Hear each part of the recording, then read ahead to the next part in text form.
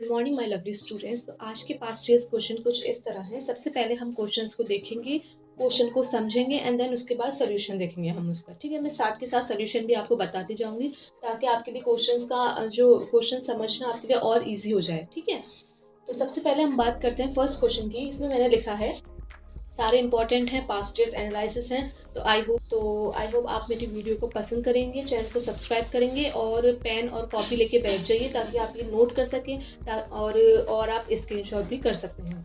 तो चलिए चलते हैं, फर्स्ट क्वेश्चन देखते हैं हम। 5 member ring structures of the fructose are given below. 5 member ring है हमारे, 5 मेंबर रिंग स्ट्रक्चर हमको दे रखा है फ्रक्टोज का। एक ये है और एक ये है। Are given below, select the incorrect statement. Incorrect statement हमको बताना है इन दोनों के रिगार्डिंग। ठीक है, हमें क्वेश्चन हमको क्या दे रखा है, क्वेश्चन हमको क्या दे रखा है, 5 member ring structures of fructose are given below. Fructose का स्ट्रक्चर है ये दोनों और हमको इनकरेक्ट स्टेटमेंट बताना है। तो इसमें मैंने आंसर लिखा हुआ है, the 5 member ring structures are named as the pyranose structure.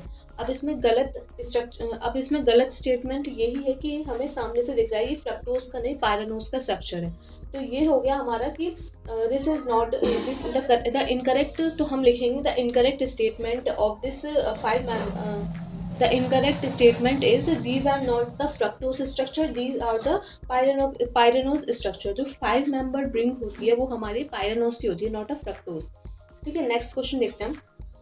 In the reaction हमको रिएक्शन दे रखी है, CO plus half O2 gives out CO2। Carbon monoxide को हम ऐड करते हैं ऑक्सीजन के साथ तो हमको कार्बन डाइऑक्साइड मिलती है। देन उसके बाद हम नाइट्रोजन का एडिशन करते हैं ऑक्सीजन के साथ तो हमको नाइट्रोजन ऑक्साइड मिलता है। ठीक है, तो हमको अभी क्वेश्चन दे रखा है कि 10 ml of the mixture containing the carbon monoxide and nitrogen required 7 ml of oxygen.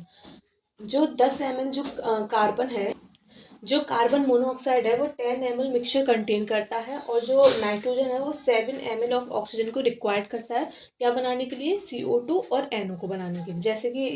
जैसे कि आपने रिएक्शन में देख रहे हैं, हमको बस वैल्यू हमको क्वेश्चन में देखिए 10 ml का मिक्सचर हमको चाहिए होता है कार्बन मोनोऑक्साइड को और नाइट्रोजन को 7 ml का चाहिए होता है ऑक्सीजन को क्या फॉर्म करने के लिए, CO2 और NO को ऑन द कंबक्शन के दौरान। तो the volume of the nitrogen in the mixture will be, जो मिक्सचर में जो नाइट्रोजन की वॉल्यूम होगा वो हमको बताना है। ध्यान से क्वेश्चन समझिए दोबारा से कि जो 10 ml का मिक्सचर है हमारा वो कार्बन मोनोऑक्साइड कंटेन करता है और जो नाइट्रोजन है वो 7 ml का कंटेन करता है to form the CO2 and NO combustion पे। तो हमारा मिक्सचर में नाइट्रोजन का वॉल्यूम क्या होगा, तो हम आंसर मैंने पहले आंसर लिख दिया 4 ml मैंने आंसर लिख दिया। तो अब मैंने इसका सोल्यूशन भी लिखा है साथ साथ कि हमने रिएक्शन लिखी थी CO plus half O2 gives out the CO2। ठीक है, तो हमने इसको CO को मान लिया हमने X और हाफ O2 को मान लिया हमने X/2। ठीक है, क्योंकि हाफ हमको ऑक्सीजन दे रखी है।